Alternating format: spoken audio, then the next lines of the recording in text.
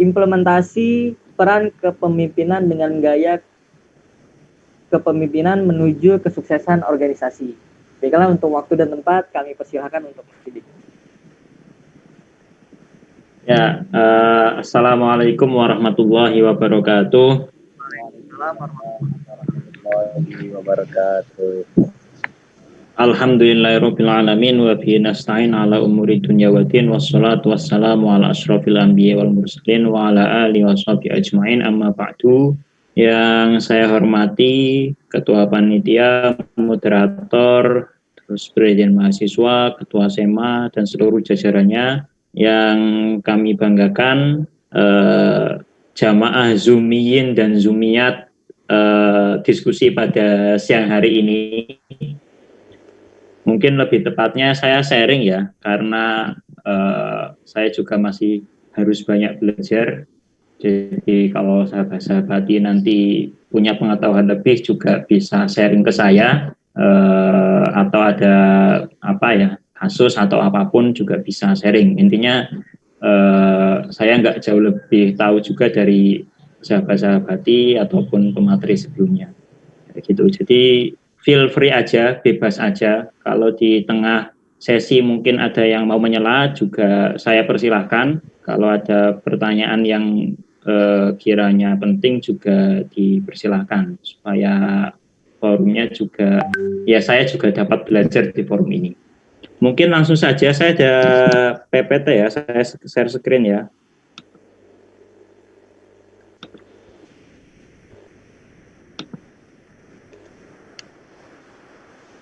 Sudah kelihatan belum Mas PPT saya? Belum Mas, belum masuk. Baru masuk. Sudah masuk ya? Nah ya, baru masuk Mas. Ya, sebelum ini berarti itu training buat ini ya, teman-teman IMA ya, Mas Musfik? Ya Mas, untuk calon anggota baru dari IMA. Oh ya, calon anggota baru, bukan calon pengurus ya? Ya. Calon pengurus juga berarti? Ya, calon pengurus, calon anggota. Oh ya, berarti double-double ya? Ya, calon anggota dan calon pengurus. Oke, bismillahirrahmanirrahim. Mungkin tadi udah dijelasin panjang sama sahabat saya, ini Gus Hanif Ainun Naim. Saya juga sering ngobrol juga sama Mas Hanif. Saya mungkin agak bicara ke teknis saja, tentang belajar kepemimpinan. Kan tadi udah dijelasin panjang, artinya pemimpin, kepemimpinan dalam Islam, tugasnya, nilai-nilainya, dan lain sebagainya. Cuma seringkali kalau teman-teman ikut organisasi, di apapun itu, entah itu di IMA atau di SEMA atau di LEM, itu pasti biasanya sering nemuin dilema. Mau aktif di organisasi, mau fokus di akademik, atau mau jadi aktivis sosial. Nah, intinya kurang lebih kayak gitulah. Katanya kalau di IMA mungkin mau jadi aktivis masjid ya. Aktivis masjid, bergabung menjadi ikhwan dan akhwat, bersaudara dalam ukhuwah Islamiyah lah, kurang lebih kayak gitulah. Nah, biasanya kita itu bingung memilih, dan itu kalau udah masuk pun biasanya kalau kebingungan itu terus dijaga, biasanya nyebabin beberapa hal nggak produktif juga. Pengalaman aja, jadi udah masuk, udah merasa terlibat, mentingin akademik lah kayak gitu, tapi nggak sama sekali organisasi lah. Saya akan sharing sedikit kenapa belajar kepemimpinan itu penting buat teman-teman yang mungkin masih merasa bingung dan masih merasa ragu untuk milih apa sih, organisasi, apa kuliah, apa harus keduanya. Kalau keduanya bisa jalan selaras apa enggak sih, gitulah. Mas, maaf Sidik, saya potong. Ya. Untuk peserta kegiatan pada siang hari ini, penyampaian materi oleh Mas Sidik. Bagi peserta yang ingin bertanya, silahkan langsung chat di kolom chat ya, disertakan nama dan dari jurusan apa ya, supaya nanti setelah Mas Sidik selesai menyampaikan materi kita bisa langsung bacakan. Oke, itu aja Mas. Terima kasih Mas. Bisa dilanjutkan. Oke, siap. Saya nanti kalau Kurang 5 menit, tolong diingatkan ya Mas Musfik. Oh ya. Takutnya kepanjangan. Ini sedikit CV saya sih. PMI Sabang Sleman, Zona Tradisi, PMI UGM, Stasiun Media Network. Tadi udah dijelasin sama Mas Musfik. Terus ini juga karena ini konteksnya di judul juga berkaitan dengan dakwah ya. Apakah dakwah itu sama dengan ceramah atau sama dengan orasi? Terus apakah menjadi pemimpin itu sama dengan jadi ketua atau jadi bos, presiden? Apakah setiap presiden, gubernur, bupati, camat, kepala desa itu artinya sama dengan pemimpin? Tadi udah cukup banyak juga dijelasin sama Mas Hanif tentang kullukum ra'in wa kullukum mas'ulun an ra'iyatih. Setiap orang adalah pemimpin. Cuma aku akan menjelaskan sedikit tentang apa sih sebenarnya tujuan hidup manusia yang paling mendasar. Karena ini konteksnya IMA ya, Ikatan Mahasiswa Muslim. Sejauh yang saya pahami, saya nggak ingin mengklaim saya tahu ya. Sejauh yang saya pahami, tujuan utama kita hidup dimanapun, jadi apapun, kuliah dimanapun, di Jogja, di Semarang, di STTA, di UGM, itu tujuan utamanya adalah bertauhid. Apa itu artinya bertauhid? Tauhid itu artinya bukan hanya semata kita membaca syahadat, sholat, zakat, itu artinya kita selesai bertauhid. Tauhid itu yang kurang lebih saya pahami, itu adalah mengakui bahwa Tuhan itu adalah Esa. Esa itu artinya apa? Esa adalah totalitas zat dengan segala sifat kesempurnaannya, mulai dari Maha Adil, Maha Pengasih, dan lain-lain. Artinya totalitas sifat, dan Maha Mengawasi, artinya totalitas fungsi. Artinya apa?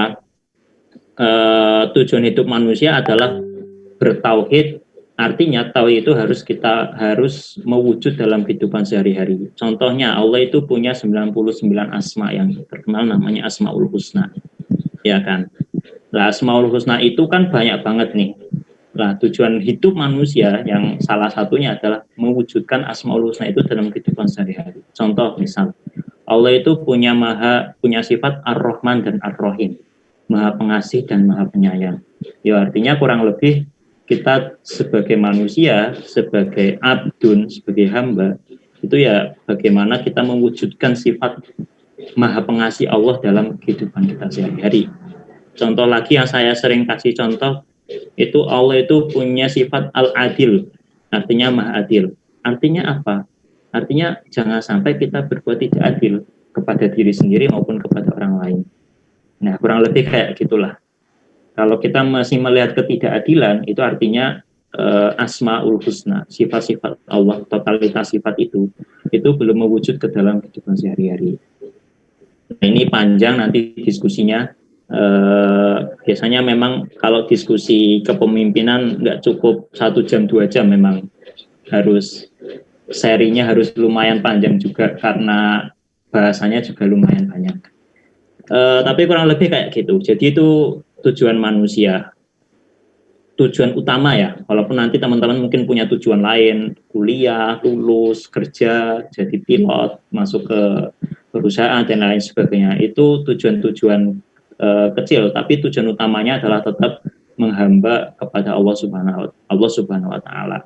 Dan karena teman-teman hari ini adalah jadi mahasiswa, artinya teman-teman itu ada yang dari Fakultas Teknik Elektro, macam-macam ya di sini ya, teknik penerbangan, itu kan belajar ilmu pengetahuan. Lah, ikut IMA, ikut SEMA dan lain-lain. Lah, ilmu yang teman-teman pelajari, yang kita pelajari ini itu adalah semata alat. Alat untuk apa? Alat untuk menjelaskan keesaan Allah Subhanahu wa taala. Kayak gitu. Alat itu bisa teman-teman pakai untuk menindas orang lain, bisa untuk menolong orang lain, bisa untuk menjauhkan teman-teman dari Allah juga bisa, untuk mendekatkan diri kepada Allah itu bisa. Itu pilihan. Makanya kalau ikut IMA saya harap itu juga sebagai bagian bentuk mendekatkan diri dan mewujudkan nilai-nilai keesaan Allah Subhanahu wa taala, keesaan Tuhan.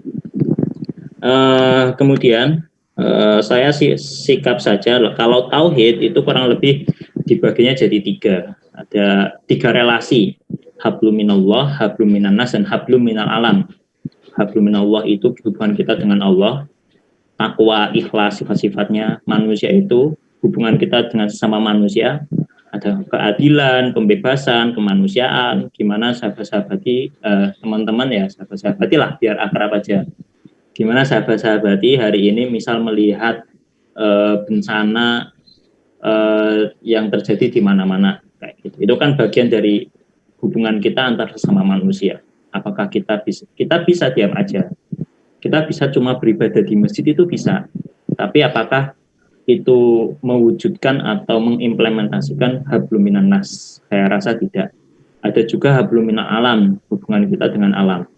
Kalau teman-teman melihat sekarang banjir di Kalimantan Selatan, itu akibat penggundulan, apakah teman-teman bisa diam aja? Diam, kemudian cuma beribadah, sholat di masjid, kemudian sholat tahajud, sholat duha, itu bisa. Tapi apakah teman-teman juga bisa abai untuk banjir dan macam-macam? Tapi menurut saya itu menafikan peran teman-teman sebagai khalifah fil ard, tugas manusia yang diberi Allah untuk memakmurkan bumi, yaitu itu hablum minal alamnya. Nah, kurang lebih seperti itu. Ini panjang juga sebenarnya diskusinya. Lah, ini ya, what's your life center, itulah apa inti kehidupan teman-teman. Ya, kalau tadi kita sudah bahas inti nilai semangat kita dalam konteks Islamic leadership ya, kepemimpinan Muslim ya, nilai-nilai tauhid itu. Apakah nilai Ar-Rahman, Ar-Rahim, Al-Malik, Al-Adil, Al-Hakim itu udah terlaksana dalam kehidupan sehari-hari gitu. Kalau teman-teman melihat ada orang yang ditindas gitu, ada orang yang diperlakukan tidak adil, apakah teman-teman diam atau melakukan sesuatu? Itu pilihan yang bermula dan bersumber dari nilai yang teman-teman pahami, yang sahabat-sahabati pahami dan dapatkan selama ini. Nah, saya akan berbagi tips aja sih, bahwa dakwah itu berhubungan erat dengan sikap kepemimpinan. Kenapa? Karena tadi sudah dijelaskan sama Mas Hanif, setiap orang adalah pemimpin. Ya, saya nanti akan ngomong sedikit, nggak panjang lebar. Dan setiap orang tidak boleh berdiam diri melihat keburukan. Tadi sudah dijelaskan tentang amar ma'ruf dan nahi munkar ya. Kurang lebih kayak gitulah penjelasannya. Nah, apakah setiap orang bisa jadi pemimpin? Itu bisa. Kenapa? Sebab ada orang yang ngatain bahwa pemimpin itu udah lahir dari bakat. Itu sama aja teman-teman ngomong, kenapa umat Islam sekarang itu tertinggal? Karena udah dari lahir tertinggal. Nah, itu kan jawaban kalau teman-teman nanti belajar sejarah Islam, itu jawaban ala-ala Qadariyah, artinya menganggap bahwa semua yang kita terima hari ini adalah takdir dari Allah Subhanahu wa taala. Kita tidak bisa merubah apapun. Nah, kalau dari saya bahwa keadaan kita hari ini itu dimulai dari cara kita berpikir. Kurang lebih kayak gini lah. Nasib kita hari ini, teman-teman sekolah di STTA itu tahapnya adalah dari karakter. Karakter itu kebiasaan sehari-hari. Kebiasaan sehari-hari itu dari tindakan. Tindakan itu dari kata-kata. Dan mindset yang paling utama, sumber yang paling utama adalah cara berpikir. Artinya kalau teman-teman berpikir, wah saya nggak bisa nih aktif di kuliah dan aktif di organisasi. Ya sampai kapanpun ya teman-teman nggak bakal bisa aktif di keduanya, kayak gitu. Kalau teman-teman berpikir saya bisa lah mau aktif di organisasi dan IPK lulus cum laude, kemudian di organisasi juga aktif dan kemudian berkontribusi nyata, ya itu insya Allah bisa. Sebab itu ada caranya lah, kurang lebih kayak gitu. Jadi bagaimana cara kita berpikir hari ini itu menentukan bagaimana nasib kita mungkin beberapa hari ke depan. Nggak usah jauh-jauh ngomong beberapa tahun, tapi mungkin beberapa hari ke depan. Nah, sayangnya banyak dari kita itu kadang terjebak dalam yang istilahnya comfort zone atau zona nyaman. Teman-teman bisa lihat di slide ini. Ini kan ada comfort zone nih yang paling kecil. Nah, yang paling luas ini ada growth zone atau zona tumbuh. Di sebelumnya itu ada learning zone atau zona belajar. Lah, yang paling bagus tentunya growth zone, zona tumbuh. Itu artinya teman-teman ngamalin hadis Nabi yang hari ini harus lebih baik daripada hari kemarin. Hari esok itu artinya lebih baik daripada hari ini. Itu artinya growth zone.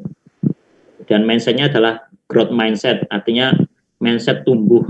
Nggak boleh dong kita jadi orang yang rugi. Tahun ini lebih buruk daripada tahun kemarin.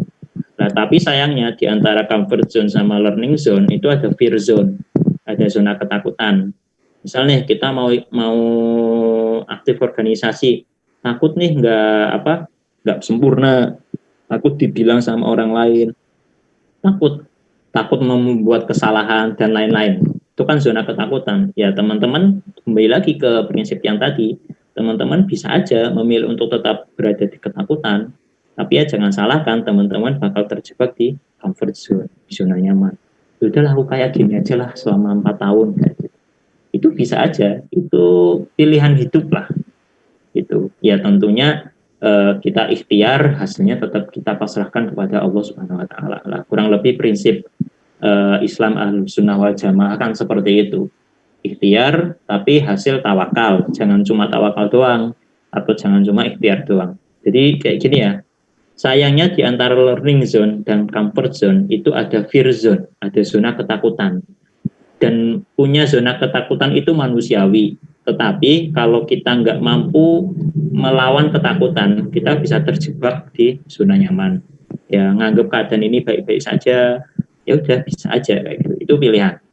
Intinya adalah berani berubah. Orang yang beruntung adalah orang yang hari ini lebih baik daripada hari kemarin. Nah, itu kan hadis Nabi kan sering kita dengar kayak gitu. Nah, mungkin aku bakal ngomong tadi udah dijelasin tentang kullukum ra'in ya, kullukum mas'ulun 'an ra'iyatihi.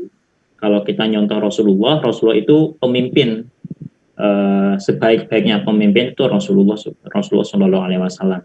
Itu Rasul itu pemimpin yang mampu membawa bangsa Arab yang kecil dan tandus yang nggak ada artinya dalam peradaban jadi pemimpin peradaban dari abad 8 sampai abad berapa ya, mungkin abad 15-an lah, selama 7 abad.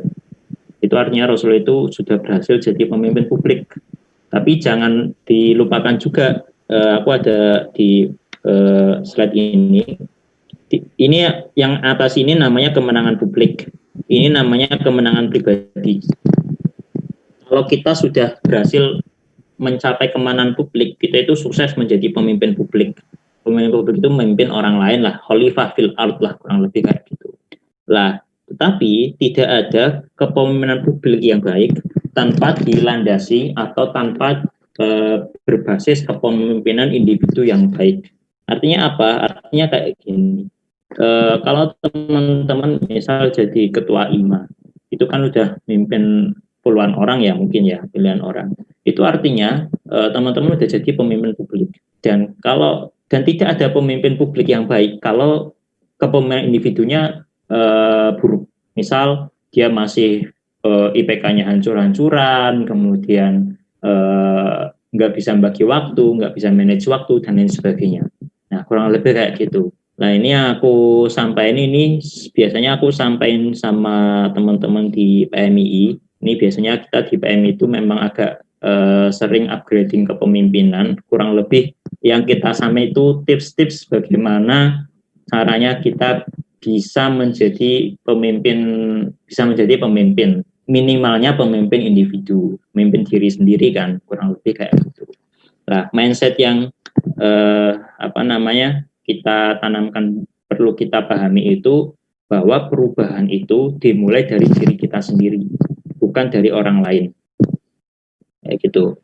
Jadi kita itu sering kan misal nyalahin keadaan, tapi lupa bahwa muhasabah. Kita lupa muhasabah. Seringnya cuma mengomentari orang lain, tapi lupa mengomentari diri sendiri. Kalau bahasa kasarnya mungkin sekarang nyinyir lah, kayak gitu.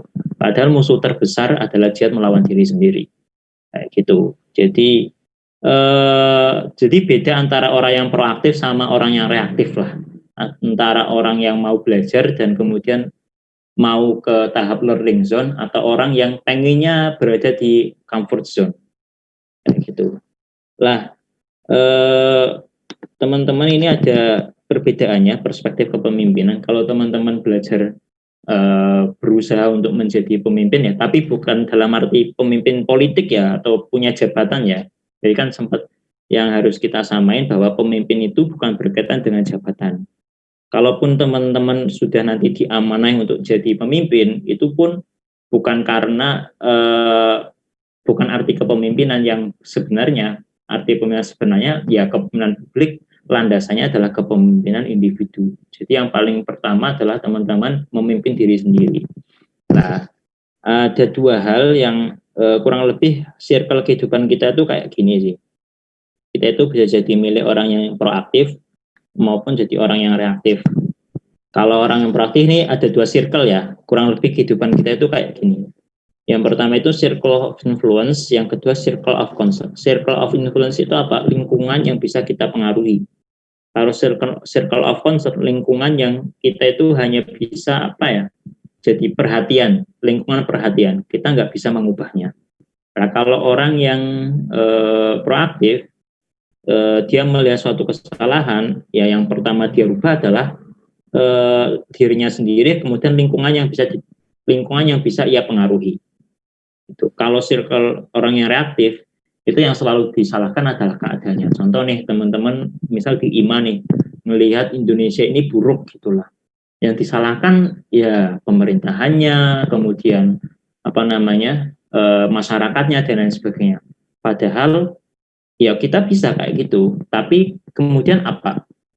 Kalau kita berusaha untuk jadi proaktif dan benar-benar mencoba membuat suatu kebaikan, yang dirubah adalah lingkaran yang teman-teman bisa pengaruhi. Mana? Ya IMA dulu. Begitu. Jadi pemimpin itu nanti bakal tumbuh. Di IMA udah selesai, tumbuh lagi ke yang lebih tinggi, misal BLKGK, lebih tinggi lagi. Tapi yang ini pilihan, kalau teman-teman mau terus mengomentari orang lain sampai lupa kepada dirinya sendiri juga bisa. Nah, makanya kata seorang sufi itu yang sangat terkenal, Jalaluddin Ar-Rumi, itu pernah dawuh bahwa kemarin aku pintar, maka aku ingin mengubah dunia. Sekarang aku bijak, maka aku ingin mengubah diriku sendiri.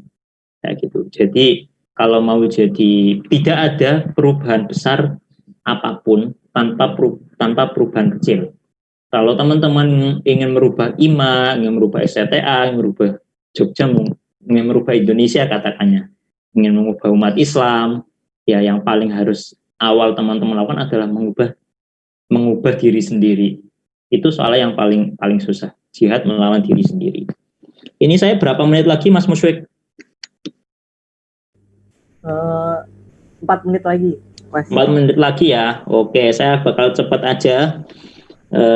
Karena ini biasanya minimal 1 jam setengah minimal sebenarnya. Gak apa-apa lah, kita cepat aja. Ada aku bakal hanya cerita 3 aja ya, sharing 3 aja yang kemenangan pribadi ini. Jadi kurang lebih stepnya itu yang bawah ini ketergantungan, kemandirian.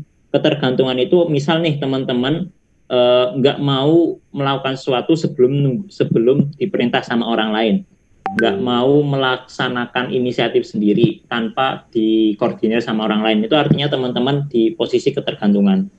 Lah, kepemimpinan pribadi itu teman-teman bisa berhasil kalau udah jadi pribadi yang mandiri. Itu artinya teman-teman udah mencapai kemenangan pribadi, mencapai jihad melawan diri sendiri lah. Nah, ada 3. Yang pertama itu jadilah orang yang proaktif, yang kedua mulailah dengan tujuan akhir, yang ketiga dahulukanlah yang utama. Apa itu? Ini soalnya yang paling penting itu di kepemimpinan individu, kepemimpinan pribadi. Proaktif itu jadilah orang yang selalu ingin tumbuh. Seperti hadis Nabi tadi, hari ini harus lebih baik daripada hari kemarin. Jangan terjebak di comfort zone atau di zona nyaman. Terus proaktif itu artinya teman-teman coba ngambil inisiatif. Jangan nunggu sama orang lain. Jangan nunggu kalau ketuanya nggak ada, ya udahlah nggak ngapa-ngapain. Itu artinya teman-teman masih di tahap ketergantungan. Ya udahlah kalau Mas Musyrik nggak kasih perintah, ya kita nggak ngapa-ngapain, IMA nggak ngapa-ngapain. Itu artinya teman-teman masih berada di tahap ketergantungan. Itu pertama yang harus dirubah dulu, itu teman-teman harus berani ngambil inisiatif diri sendiri dan ngambil tanggung jawab tentang kehidupan kita sendiri. Jangan mudah menyalahkan situasi maupun keadaan. Kemudian seperti tadi, lebih memusatkan perhatian pada hal-hal yang bisa diperbaiki, bukan menyalahkan keadaan. Misalnya teman-teman mungkin anggota baru IMA, ya yang mungkin yang bisa teman-teman perbaiki di tahap apa? Mungkin IMA atau STTA nggak sempurna. Ya kita tahu nggak sempurna, tapi ya perbaiki dulu yang teman-teman bisa perbaiki. Jangan kemudian menyalahkan, oh kurang ini, tapi kita cuma bisa menyalahkan doang. Kayak gitu. Nah, tadi udah aku share dikit ya, bedanya orang yang proaktif sama orang yang reaktif. Bedanya orang yang mengambil inisiatif di proaktif ini sama orang yang cumanya mungkin bisa nyinyir gitulah. Bahasa kasarnya nyinyir, bisa komentar terhadap keadaan tapi dia nggak berbuat apa-apa. Terus yang kedua, ini kayaknya udah mau habis juga. Temukanlah tujuan akhir dari setiap pilihan tindakan. Maksudnya teman-teman nih pasti punya goals utamanya tauhid ya, totalitas sifat, menjadi khalifah fil ardh. Tapi kan pasti punya tujuan-tujuan jangka 5 tahun, misal lulus harus 4 tahun. Itu teman-teman harus setiap tindakan itu coba bayangin apa sih yang ingin teman-teman capai. Misal teman-teman di IMA nih, saya ingin mendapatkan mengupgrade ilmu pengetahuan Islam di IMA. Coba bayangin setelah teman-teman upgrade itu teman-teman dapat skill apa aja, kayak gitu. Jadi teman-teman itu ikut IMA ya bukan hanya karena ikut, bukan hanya karena udah aku nggak dapat organisasi, dapatnya IMA aja. Itu berarti masih di tahap ketergantungan. Kalau udah masuk ke proaktif, masuk IMA, aktif di IMA, ya teman-teman coba bayangin, wah aku IMA ingin mengubah IMA, misal mendapatkan ilmu pengetahuan ABCD, aku bisa seperti ini, bisa seperti Mas Musfik, seperti Presma dan lain sebagainya. Kurang lebih kayak gitu. Kalau teman-teman ingin misal membuat kegiatan di IMA, tujuan akhirnya apa? Harus teman-teman bayangin dulu. Kenapa? Karena kadang kita nemui dalam mencapai tujuan itu kadang kita sering lupa atau kadang nggak semangat lah. Tujuan itu yang kemudian membuat kita, oh ternyata saya belum sampai, saya harus berusaha lagi. Nah, kemudian dikit lagi ya. Terus coba teman-teman, ini sering banget, utamanya di teman-teman mahasiswa baru, itu kadang susah bagi waktu. Lah, coba kita belajar membuat manajemen prioritas. Artinya nggak semua hal itu bisa kita kerjakan dan nggak semua hal itu penting untuk kita kerjakan. Itu teman-teman harus mulai bikin prioritas. Kenapa? Karena kalau teman-teman udah kacau, ya jangan ngomong kepemimpinan publik. Kalau teman-teman misal aktif di organisasi, aktif banget, tapi kuliah nggak lulus, itu manajemen prioritasnya harus ditata lagi. Artinya fokus pada prioritas dan karena kita tidak bisa menyelesaikan semua hal yang hinggap di tangan kita. Aku sering sharing ini itu coba bikin kuadran aktivitas. Ada hal-hal yang penting dan mendesak, ada hal yang penting tapi tidak mendesak, ada hal yang tidak penting dan mendesak, ada hal yang tidak penting dan tidak mendesak. Contohnya apa yang penting dan mendesak? Terima telepon, deadline, itu kan penting dan mendesak ya, deadline, tugas semalam baru deadline besok harus kita kerjakan malam ini. Ada yang penting dan tidak mendesak. Contoh teman-teman pengen misal ngomong pengen S2, itu kan mungkin masih setahun lagi, 2 tahun lagi, ada jangka waktu yang cukup lumayan teman-teman bisa manfaatkan. Tapi ada juga yang tidak penting dan tidak mendesak. Contoh tidak penting tapi tidak mendesak. Teman-teman ketemu teman di warung kopi misal, ngajak nongkrong, itu kan tidak penting dan tidak mendesak kan, ngobrol, ngalor itu dan lain sebagainya. Ada hal yang tidak penting dan tidak mendesak. Lah, yang yang lebih baik mungkin yang diprioritaskan itu adalah yang kuadran 2 ini, yang penting tapi tidak mendesak. Misal pengen S2, kan harus dipersiapkan tahap-tahapannya apa aja. Mungkin 3 bulan buat mempersiapkan, dicicil satu persatu. Kurang lebih kayak gitulah. Contohnya masih banyak lagi. Terus coba hindari yang tidak penting dan tidak mendesak. Contoh gabut nonton YouTube seharian, itu kan tidak penting dan tidak mendesak. Ya kan, bahasa ya nanti kita jadi orang yang rugi lah, kurang lebih kayak gitu. Tapi ada yang tidak penting dan tidak mendesak, ya sebisa mungkin untuk tidak diprioritaskan. Prioritaskan yang penting tapi tidak mendesak yang ini, dan usahakan jauhi sebisa kita itu yang tidak penting, yang tidak mendesak. Kurang lebih kayak gitulah. Ini prinsip manajemen waktu. Karena apa? Karena ini mungkin udah mau selesai ya. Kita itu bukan produk dari dari keadaan kita, tapi kita adalah produk dari keputusan kita. Jadi teman-teman milih organisasi apa, milih mata kuliah apa, milih jadi apa, itu ya keputusan teman-teman hari ini. Keputusan teman-teman keadaan teman-teman hari ini itu keputusan teman-teman seminggu yang lalu, sebulan yang lalu, setahun yang lalu. Gitu. Jadi nggak ada yang namanya nasib gitu ya, tapi nasib ya memang salah satunya adalah dari ikhtiar kita, dari cara kita berpikir, dari keputusan-keputusan yang kita ambil kemarin, 2 hari yang lalu, seminggu yang lalu, 3 tahun yang lalu. Mungkin kayak gitu. Ini sebenarnya bakal ngomong kepemimpinan tapi nanti bakal panjang. Ini udah habis ya Mas Muswik ya waktunya ya? Oh ya, karena udah habis mungkin ini aku sedikit aja kepemimpinan. Nah itu intinya ya, karakter dicampur dengan kompetensi. Karakter dan kompetensi itu menghasilkan kredibilitas, kepercayaan. Kepercayaan bakal dinilai sama orang lain. Pengaruh, kemudian pengaruh. Jadi intinya teman-teman perkuat karakter dulu dan kompetensinya. Ilmu pengetahuannya diperkuat, karakternya, integritasnya, sehingga mendapatkan kepercayaan. Baru ngomong penilaian dan pengaruh. Nah, pemimpin itu kan dinilai dari luasnya kebermanfaatan. Artinya ya teman-teman bermanfaat secara individu dulu, baru kemudian bermanfaat yang lebih luas, bermanfaat lebih luas lagi. Kurang lebih seperti itu. Ini apa sih karakter, apa sih kompetensi, teman-teman bisa baca aja di slide. Ada kejujuran, ada kerendahan hati, keberanian memutuskan, keberanian membuat keputusan, ada itikat, kebiasaan kita sehari-hari. Kompetensi itu ada rekam jejak, pembuktian terhadap orang lain. Kita memang bukan orang, mungkin dalam tanda kutip ya, bukan orang munafik lah istilahnya. Yang kita ucapkan dengan yang kita kerjakan itu berbeda. Tapi orang yang menilai, mengikuti sifat-sifat Nabi, sidik, amanah, tabligh, fatonah.